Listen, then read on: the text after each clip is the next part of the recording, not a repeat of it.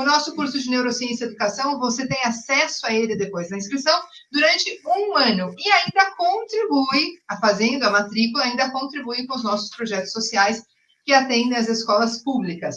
Então, vem com a gente, que no nosso encontro de hoje, o nosso foco é falar de neurociência na educação. Eu sei que quem está nesse canal, a maior parte, ou é do Reinventando Educação, ou já é do Neurociência e Educação, e, portanto, conhece muito bem a Kátia. Mas vale a pena a gente recapitular esse currículo maravilhoso que eu tenho muito orgulho aqui de compartilhar com vocês. A Kátia é educadora há mais de 30 anos, educadora de sala de aula, educadora de gestão escolar, trabalha em escolas como pedagoga, psicopedagoga, gestora escolar, tem extensão em neuropsicologia, participou de grupos de estudos de neurociência na Faculdade de Educação da PUC de São Paulo e na Politécnica da USP. Cursou especialização em neurociência aplicada, está terminando esse curso, na Faculdade de Ciências Médicas da Santa Casa de São Paulo, e faz curadoria de 2 grandes páginas, a Neurociência e Educação, a Neuroscience and Education, com mais de 400 mil membros, somando as duas. Ministra cursos e palestras, e, para nossa sorte, é nossa grande reinventora na comunidade Reinventando a Educação, aqui do meu ladinho desde a fundação. Então, olha, hoje a gente vai responder algumas perguntas, como eu disse, que foram feitas na quarta-feira, e eu queria começar dizendo o seguinte, Kátia, tem uma dúvida, uma pergunta aqui, que é, falem se o curso de vocês, esse curso de neurociência, é também para professores, psicopedagogos, pedagogos e profissionais de saúde, se também é um curso que pode ser útil para os pais, para os filhos, enfim. O que a gente pode falar sobre isso? É um curso útil para quem tem cérebro, né? Para qualquer um que queira saber um pouco mais sobre o desenvolvimento e a aprendizagem. Então, assim, para quem tem curiosidade de como aprender, para quem tem curiosidade de como meu filho vai aprender, e para quem tem curiosidade como meu aluno ou meu paciente vai aprender, é um curso que vale. A gente já teve médico fazendo, lembra, Irene? Já teve médico, já teve fono, psicólogo, enfim, vários profissionais. Mas, claro, a gente focou na educação e para professores mesmo, e lembrando que esse curso, a cada curso vendido, cada um que compra um curso também fornece um curso gratuito para um professor de escola pública, que isso eu acho que é uma das coisas mais importantes. Não só a gente investir na formação, na nossa formação, mas também, enquanto a gente está investindo na nossa formação, a gente está ajudando um professor de escola pública que está ganhando esse curso. Exatamente. A Laura aí da NeuroExpert está contando para a gente que o link está na bio. Corre lá e se inscreve, desconto especial para você que está nessa live, desconto especial para quem estava na live anterior. Está sem tempo, né, Irene? Está sem tempo, não vou fazer agora, tal. Você tem 1 ano para fazer, você compra e você fica com o curso 1 ano à sua disposição para você fazer, não precisa fazer amanhã. Na verdade, exatamente. Por semana você consegue fazer o curso, não é nada para matar nenhum professor, não.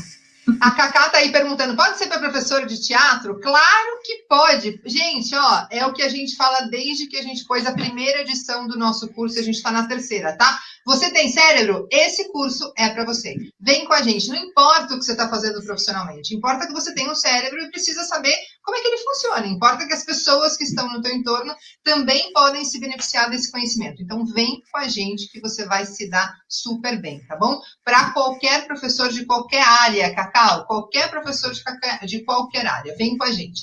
Olha só, Kátia, na quarta-feira, o Gustavo Salles perguntou assim, ó, vocês indicam alguma instituição que tenha mestrado em neurociência voltado para a educação? O que você pode falar disso? A gente não tem no Brasil mestrado voltado à educação ainda, né? Espero que tenha. Como eu já estou estudando há uns 20 anos isso, fazia parte de alguns grupos de estudo em algumas faculdades. Hoje você consegue achar graduação na Universidade Federal do ABC, e você consegue também achar algumas pós, mas não em termos de mestrado, só de especialização mesmo, como da Santa Casa aqui em São Paulo. Tem uma que é online, que é bem legal, meio cara, mas é bem legal, que é da PUC do Rio Grande do Sul, que é bem bacana e com nomes, assim, muito interessantes lá, fazendo parte do corpo docente deles. E como é online, né, eles conseguem ter até professores não brasileiros, entendeu? Então, acho que vale muito a pena você dar uma olhada nisso, mas De mestrado, eu não conheço nenhum. Inclusive, se você conhecer, me manda, porque eu estou interessada. Bacana. E o Iago falou assim para a gente na quarta-feira, ó. O livro O Erro de Descartes melhorou muito o meu entendimento sobre neuro, que, aliás, aliás, também o meu curso de psicologia. O que você pode falar sobre esse livro, Cássia? Eu sei que você leu, devorou e curtiu. O Erro de Descartes é do Antônio Damasio, e eu li todos os livros dele, porque são muito bons. E ele fala sobre você não... Porque, assim, a ideia que se tinha é que a razão trabalhava independentemente da emoção. E o que ele prova com esse livro é que a gente não pensa nada sem a emoção. É isso. Então, obviamente, melhora não só a faculdade de psicologia, mas também a vida da gente, né? Porque a gente pensa assim, temos que ser muito racionais, e como se isso, a gente conseguisse separar isso das nossas emoções, e a gente não consegue. Qualquer coisa que a gente faça, qualquer coisa que a gente escolha, qualquer coisa que a gente aprenda tem a ver com as emoções. Não tem como você separar. Você é um todo, emoção e razão junto. Bacana. A Fê Seabra, na quarta-feira, perguntou assim para a gente, ó, como a neurociência pode ajudar na escola pós-pandemia? Eu acho que a neurociência pode ajudar na pandemia e na pós-pandemia, né? Pode ajudar na escola e ponto. A neurociência não tem um método, a neurociência acho que não tem a pretensão também de mudar as estratégias dos professores, ela traz alguns conceitos que fazem com que a gente não corrobore, né, a prática que você tem em sala de aula, e algumas práticas você repense. Então, a neurociência pode ajudar com esses conceitos e com essas pesquisas, que todo dia sai pesquisa nova, inclusive acabou de sair agora uma pesquisa sobre o estresse do professor durante a pandemia, e a neurociência faz essa leitura dessas pesquisas numa interface com a psicologia, com a medicina, com a filosofia, inclusive, né? Então, é interessante a neurociência na escola e na educação, porque vai fazer com que a gente pense essa escola, com que a gente reinvente essa escola, e com que a gente consiga ver o que a gente pode colocar em prática e o que a gente já faz que está legal, baseado em neurociência, né? E tem uma participante aqui do nosso grupo, deixa eu ver se eu consigo recuperar aqui o nome, que está dizendo o seguinte, faz pedagogia, a Renata 14 Silva. Estou fazendo pedagogia e gosto de saber como o cérebro se desenvolve. Quero fazer pós em neuropsicopedagogia. Vale a pena? Olha, eu não conheço as pós em neuropsicopedagogia, porque eu acho que é um nome meio novo, tá? Se você tem neurociência, é que nem psicopedagogia. Psicopedagogia era um termo que não era nem... que o MEC nem reconhecia a princípio, né? Foi reconhecer... Eu já tinha feito a pós, algumas pessoas já tinham feito pós, quando foi reconhecer a psicopedagogia como uma formação mesmo. Então, a neuropsicopedagogia também é um nome novo que então você tem neurociência aplicada à educação, que isso sim é reconhecido, e você tem neurociência, que também é reconhecido. Mas neuropsicopedagogia, a gente ainda, neuroeducação, neuroeducador, são termos que a gente está falando e que as pessoas estão vendendo, mas eu realmente não conheço a ponto de dizer que é... Não, eu sei que o MEC ainda não reconhece nem neuropsicopedagogia, nem neuroeducador, não existe esse termo, mas a gente tem falado. Kátia, a gente vai fazer mais para frente alguns vídeos. Aí também. Isso, é disso que eu vou falar, é isso mesmo. A gente vai fazer mais para frente alguns vídeos sobre dicas de livros, e eu queria que você desse, se você puder, os primeiros que te ocorrerem, assim, os primeiros livros que te ocorrerem, para que a pessoa que já gosta de neurociência comece a ler alguma coisa, já peça de presente para alguém, já corra lá e compra. O que você sugere?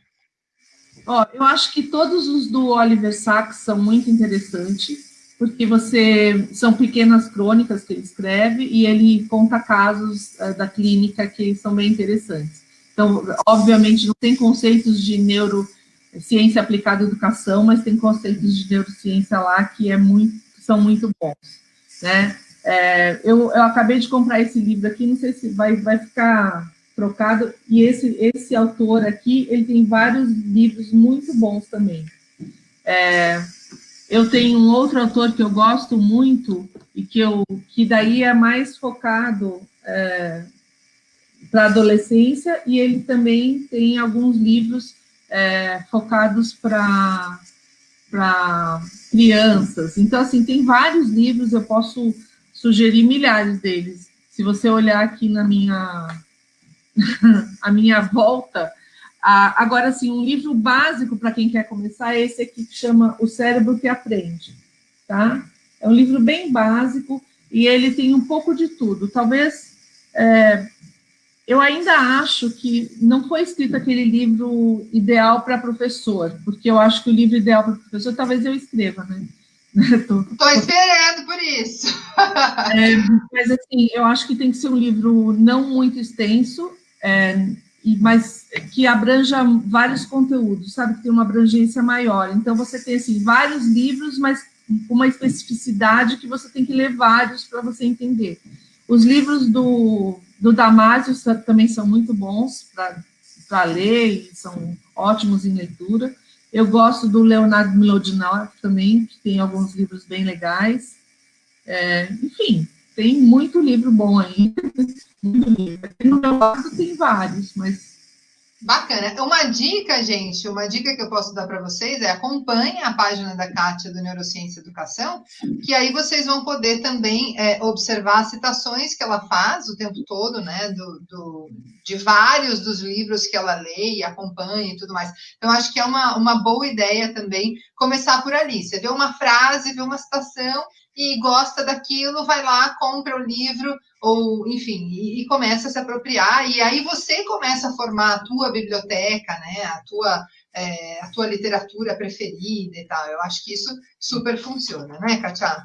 É esse o intuito daquelas frases, né, não é autoajuda, porque são todas de autores ou de neurociência ou de educação, e autores que eu gosto e conheço. Às vezes são autores até... outro dia eu citei Rui Barbosa, que falava de uma revolução na educação, obviamente na época dele, né, não agora. E aí alguém falou, mas vai fazer uma revolução agora? Eu falei, não, naquela época, né, não é agora. Nós viveu faz um tempo. Enfim, mas a gente cita alguns autores, assim, eu estou lendo o livro, gente, eu sublinho a frase e aí vira aquele post, eu mesmo faço o post. Então, assim, é justamente para vocês olharem lá e falar assim, nossa, quem é essa doutora Frances Jensen? Deixa eu ir lá atrás do livro dela, e aí você encontra O Cérebro Adolescente e outros livros dela, entendeu? Essa Sarah Jane Blackmore também tem vários e ela tem alguns TEDx, você acha no Google, algumas falas delas bem legal também. Então, assim, são vários autores que eu leio, ou que as pessoas me mandam, a própria Elvira, quando ela lança quando ela escreve algum dos artigos dela, eu pego frases de lá, enfim, tudo que eu leio eu coloco lá, que eu acho interessante, obviamente, né? Quando eu leio bula de remédio, não coloco. Eu nem leio bula de remédio, né? Não costumo. Eu leio, você lê? Impressionante. Bula de remédio eu consigo pular, vê lá. Bula de remédio eu consigo pular. Ô, gente, olha lá, como integrar, Kátia, a neurociência? Eu fiquei curiosa com essa pergunta, porque, olha só, como integrar a neurociência em escolas periféricas e rurais? Gente, por que não integraria? De novo é aquilo, tem cérebro lá? A neurociência vai para lá, ou não é, Kátia? Porque a neurociência trabalha muito com criatividade, né, gente? Imagina você... tem alguém falando... Peraí. É que eu estou querendo ler e falar ao mesmo tempo, não vai dar certo. Não dá certo. Ela trabalha muito com criatividade, trabalha muito com sucata, com estratégias ativas, enfim. Então, não tem porquê numa escola rural ou de periferia ou qualquer escola de educação infantil, de ensino médio, de ensino superior, a gente usar os conceitos de neurociência. Você sabe que o menino tem que dormir mais, tem que se alimentar, que tem que ser saudável, que, enfim, tudo isso é importante em qualquer escola. Isso aí. Olha que bacana aqui, ó. Não precisa ler, hein, Kátia? Eu vou fazendo isso aqui, ó. A Dali Carol dizendo: ai, que ótimo, eu já me inscrevi, já paguei, mas não sabia. Olha, você acabou de saber que você está fazendo um curso muito bacana, com um monte de ferramentas para a tua atuação e com um propósito social, contribuindo com educadores da rede pública e com os nossos projetos sociais. Agora, no meio dessa pandemia, a gente também está fazendo um projeto assistencialista, que era um negócio que a gente não fazia, mas a gente foi convidado a fazer por esse querido vírus que está por aí. Então, a gente foi convidado a entrar na comunidade, também contribuir com a comunidade, doando alimentos, roupas, brinquedos e livros. A gente tem feito tudo isso. Se vocês entrarem na nossa rede, vocês vão ver o Core na Real, vocês vão ver que é isso. A Edvânia está pedindo sorteio de livro. A gente vai programar, viu, Edvânia, o sorteio de livro. A gente conversou hoje aqui com a equipe sobre isso e a gente vai fazer uma live com direito a sorteio de livro para vocês, tá bom? Mas olha só, a gente precisa fazer isso. Uma coisa que eu acho que é importante... E-book, né? Ah, é verdade! O e-book de baixar. É verdade, vocês podem ficar lá no site da Core, vocês vão encontrar o e-book, as meninas podem colocar aí, acho que o Sérgio, a Márcia, tá todo mundo aí online, pode colocar pra gente, por favor, o link do e-book, tá bom, gente? A Márcia acabou de falar que também lê bula de remédio, tá vendo? Que beleza. Ixi, que horror! Coloquem os livrinhos melhores aí no banheiro de vocês para não ler bula de remédio. Kátia, a Ana falou isso de integrar a neurociência com escolas periféricas e rurais, mas aí eu acho que vale a pena a gente retomar isso que você falou ainda há pouco, de que, olha, na verdade, a gente não pode ter a expectativa de que a neurociência vai oferecer a metodologia, vai oferecer o como fazer. Isso ainda é com o professor, ainda é com o pedagogo. Eu sempre digo aqui na Core que, na verdade, nós que somos professores especialistas, precisamos beber cada vez mais da fonte dos pedagogos, porque as práticas devem ser ditadas ou recomendadas ou construídas e estruturadas principalmente por pedagogos. Nós que somos especialistas, e eu falo por mim, sou formada em letras, temos uma limitação. E precisamos, sim, ir atrás de formação e tal, para a gente dar conta, né, de metodologia ativa, ensino híbrido. Você entra numa sala comandada, digamos, por uma pedagoga, você vê a metodologia ativa acontecendo desde que a criança é muito pequenininha lá na educação infantil. Então, ter essa humildade de que a gente está para aprender e aprender sempre, eu acho que é o primeiro segredo. E aí não importa se a tua escola é de centro urbano, é periférica ou é rural, né? Então, é se colocar como aprendente.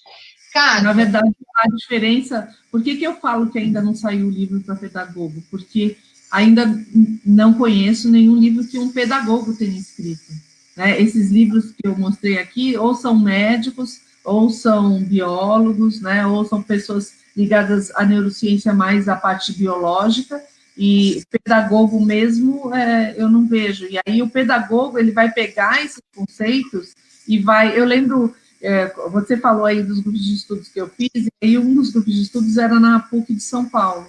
E tinha um médico neurologista, tinha fono, tinha um médico pediatra, e tinha pedagogas, e aí eu lembro que quando os médicos falavam, as pedagogas falavam assim, Kátia, o que ele quis dizer?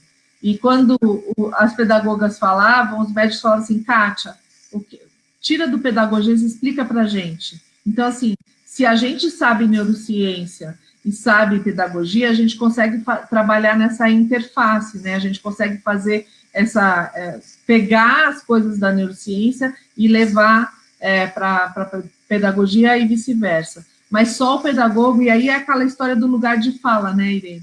Só o pedagogo vai saber falar mesmo de estratégia, de sala de aula, de materiais para serem usados e tudo mais. Então, acho que a gente tem que assumir o lugar de fala do pedagogo. Exatamente. Kátia, uma coisa de que a gente não falou e que está lá no nosso curso, viu, gente? Mas não deu tempo da gente falar no nosso encontro passado da quarta-feira, e a gente vai terminando aqui com essa última questão, porque o nosso tempo já está esgotando. A nossa proposta hoje é fazer uma live de meia horinha para vocês. Então, eu queria que você comentasse um pouco sobre um dos temas do nosso curso, que é o cérebro matemático.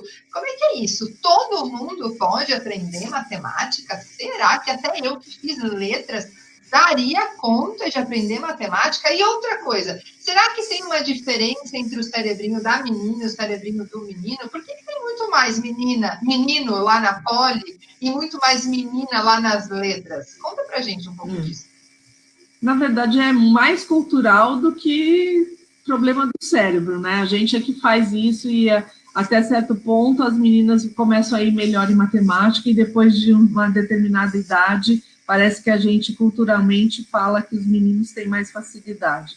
Não tem diferença ao nascer o cérebro, mas à medida que a cultura vai entrando e a educação vai entrando, ela realmente, por exemplo, você tem em cérebros adultos uma parte motora muito maior dos homens, porque provavelmente são estimulados, e uma parte da linguagem muito maior nas mulheres, que também provavelmente são estimulados durante a vida. Né? Então, você vê, por exemplo, os cérebros de homossexuais, você vê que a parte da linguagem também é bem desenvolvida. Enfim, um homem que não tenha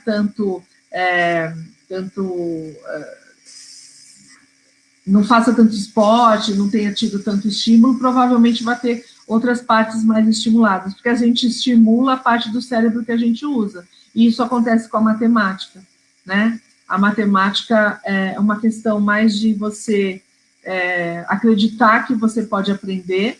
É claro que quando você é pequena, e alguém perguntou ali das janelas de oportunidade, eu não falaria isso, porque as janelas de oportunidade, elas se abriam e se fechavam, né? Hoje em dia se sabe que não é assim, mas em determinadas idades é mais fácil certas aprendizagens, e depois fica um pouco mais... É como, por exemplo, eu não sou atleta, né? Se eu começasse a treinar agora, eu usaria muito mais músculos, e talvez meus músculos doeriam muito mais do que se eu começasse quando eu tivesse 5, 6 anos, que eu tivesse mais flexibilidade. É a mesma coisa para o estudo de línguas, é a mesma coisa para o ensino da matemática. Provavelmente, se nós duas, né, eu tenho uma facilidade em matemática e gosto da matéria, mas provavelmente se nós duas tivéssemos sido bem estimuladas quando pequena, a gente também gostasse dessa área e não ficasse mais para humanas, né? Então, acho que é uma questão cultural, a gente não pode acreditar que os meninos em sala de aula, porque se você olhar no Fundamental 1, as notas das meninas são melhores em matemática, e aí a gente vai fazendo com que elas acreditem que matemática não é para elas, da mesma forma que a gente faz com que elas acreditem que futebol não é para elas, né? Lá nos Estados Unidos, não, elas jogam futebol porque lá, culturalmente, futebol serve para menina, então é uma questão cultural. Exatamente. Como é que a gente administra essas questões culturais, né? Como pais e como educadores. Por isso que a gente insiste que o curso é para todos, porque se como mãe, como pai, eu tenho um filho ou uma filha em casa, eu ter essa informação faz com que eu rompa preconceitos do tipo, ai, a minha filha tem que brincar de boneca e o meu filho tem que brincar de carrinho, né? E eu permita que os meus filhos escolham os seus brinquedos e que eles escolham o que fazer e como fazer, e não vai ter nenhum problema que o meu filho brinque de boneca, nem que a minha filha brinque de carrinho. Eu fico bem chocada e falo muito para os pais que me consultam a respeito disso, assim, por que a tua filha não tem nenhum carrinho no quarto de brinquedos dela? Quer dizer, ela não vai dirigir carro quando ela crescer? E por que o teu filho não tem nenhum conjunto de panelinha lá no quarto dele? Ele não vai continuar quando ele crescer? Inclusive, né, os melhores chefes, eles não fazem tanto assim, são homens, por que eles não podem brincar de panelinha desde pequeno, né, já que eles podem ser chefe de cozinha? Eu não vejo por que não, enfim, é uma coisa cultural mesmo, e a gente tem muito preconceito com muitas coisas hoje em dia. Hoje ainda dá uma acentuada nisso, né, Irene? Exatamente. Trabalhar em sala de aula muito com diversidade, com aceitação do diferente. E o diferente não quer dizer que um é melhor que o outro, só quer dizer que um é diferente do outro. Aliás, né, Kátia, dentro de neurociência a gente tem vários artigos e estudos que tratam sobre a criatividade, mostrando que quanto mais diverso é o meio, mais a gente desenvolve a criatividade. Então, há estudos muito sérios que associam a diversidade de pessoas e enfim, com o desenvolvimento da criatividade. Coisa que a gente não consegue fazer nos nossos pequenos grupos de convívio, né? Se a pessoa é muito diferente, a gente imediatamente não se identifica e já exclui. Então, a gente não consegue promover mudanças sociais mesmo criativas, né? De forma de viver. Alguém perguntou assim, você fala isso, mas se os pais nos pegam deixando os filhos brincar de boneca, você não tem noção. Tenho sim, porque eu trabalho há 34 anos em escola, eu tenho bem noção do que os pais são capazes de fazer. Mas não fiquem preocupados, porque depois eles crescem e aprendem a fazer tudo também. E eles dão um jeito, na brincadeira ali no parquinho, você vê o menino brincando com a menina, a criança não tem preconceito, ainda bem. O preconceito a gente desenvolve. O preconceito é do adulto, aprendido. Eu visito, eu gosto, uma coisa que eu adoro fazer é visitar escolas. Aliás, se você tem uma escola, depois de terminar a pandemia, me convida que eu vou aí para visitar a tua escola. Adoro ver os espaços das escolas e tal. Em uma escola do nosso querido José Rui, uma escola em que o José Rui é diretor, que aqui é o Nossa Senhora do Morumbi, tem um cantinho especial com um monte de brinquedos e espaço para que as crianças façam teatro, para que elas possam se... De geladeira, né, Irene? Coisa mais fofa, Roupa para que a criança possa ir se trocando e virar personagens e tudo mais. E ali o brincar é livre, não importa quem vai se vestir do quê e como vai brincar e que personalidade vai assumir. O nome disso é criatividade. Esse cérebro está estimulado com o que tem que estar estimulado, né? Kátia... Aliás, isso só acontece, Irene, você só aprende se você tiver tempo de ser criativo, aquele dolce far niente que os italianos falam, o ócio criativo, você só aprende se você tiver tempo de parar. Se você ficar estudando o tempo todo, o seu cérebro dá tilt. Então, o sono é importante para o aprendizado, que é quando você fixa a matéria na memória de longa duração, e a criatividade e esse brincar livre é muito importante também para a aprendizagem. Às vezes, a gente percebe que a gente tem diminuindo o tempo livre das crianças na escola. Então, o intervalo tem diminuído, as partes de brincadeira no parque têm diminuído, e aí a gente aumenta a lição. Só que se eles não pararem para brincar e ter tempo livre, essa aprendizagem não se fixa. Essa aprendizagem não vai para a memória de longa duração, porque é ali que eles fazem relações, é ali que eles fazem o faz de conta, que eles entram no mundo simbólico, que eles conseguem brincar com a resolução de problemas, é ali que eles transformam o que eles aprenderam em brincadeira, né, no início, porque a brincadeira é uma forma de você treinar para ser adulto, né, então você tem que ficar ter mais tempo livre de brincar. Irene, o que mais me apavora às vezes é entrar numa escola em que eu vejo que no intervalo tem gente dirigindo o recreio, você já viu isso? Já vi isso. Um moço lá fazendo pular corda, outra brincando, aí tem um monte de adulto, tipo buffet infantil, que brincam sozinhos, porque tem os adultos mandando. Tem que deixar a criança brincar sozinha, gente. Criança com criança. É lá que aprende.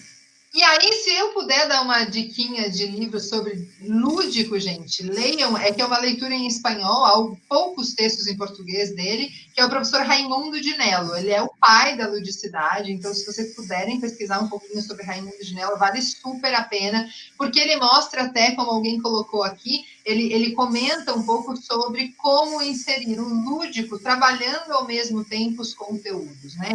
Não é dar o lúdico em vez de dar o conteúdo, é que está inserido no lúdico esse conteúdo e é um desafio da escola ainda. Gente, vamos terminando por aqui. Tem um monte de perguntas que vão render mais uma live, né? A gente vai ter que ter a Kátia aqui mais vezes para falar sobre isso. Então, muito obrigada pela participação de vocês. Posso falar só uma coisa? Vou te atrapalhar. Não esqueçam que, comprando o curso, vocês vão comprar também 3 cursos extras, que são de grandes educadores.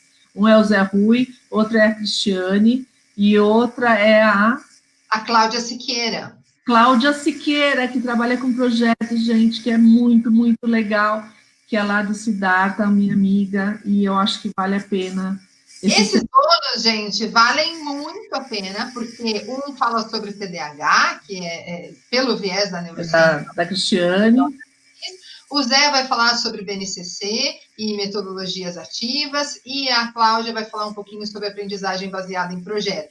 Então, vale super a pena, são bônus exclusivos para vocês que estão fazendo parte desse curso. Então, assim, pandemia, não sei como contribuir, não sei quem eu posso ajudar. Você pode ajudar você mesmo, melhorando uma expertise para o teu trabalho e pode ajudar outros educadores e os nossos projetos sociais. Então, vem com a gente, vem fazer o nosso curso. Deixa eu...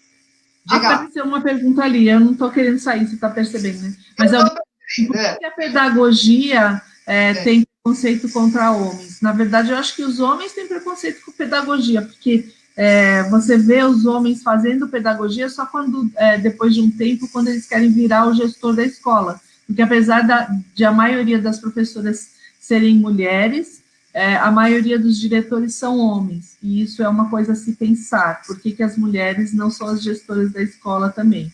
Mas eu acho que teria que ter mais homens também trabalhando como pedagogos na educação infantil e no Fundamental 1. Isso acontece aqui no Brasil. Em outros países você não tem esse tipo de preconceito. Então, não sei se é a pedagogia que tem esse preconceito, ou se os homens têm esse preconceito de fazer pedagogia. Mas serão muito bem-vindos pedagogos homens na educação infantil, no Fundi 1, e não só na gestão, né? Eu acho que são muito bem-vindas mulheres diretoras. Exatamente. Aqui na Core, gente, na comunidade Reinventando a Educação, a gente está planejando aqui umas lives com pedagogos homens também, porque a gente também percebeu essa necessidade. Nós temos 2 reinventores, o Adriano Vieira, que fez um livro que vale muito a pena vocês lerem, que chama-se Educador Presente, e o professor Rafael Arenhaus, que trabalha bastante com educação de jovens e adultos, e que é pedagogo. Então, bacana vocês continuarem acompanhando as nossas lives. São 2 pedagogos homens que vão estar aqui para conversar com a gente. E, aliás, excelente ideia. Eu vou começar a nossa live com eles exatamente com essa pergunta, né? Se eles sentiram essa estranheza aí por ser pedagogos homens. A gente vai falar sobre isso em outras lives. Acompanhe as nossas redes sociais, Neurociência Educação e Reinventando a Educação. Vem com a gente, toda semana a gente tem uma novidade para vocês.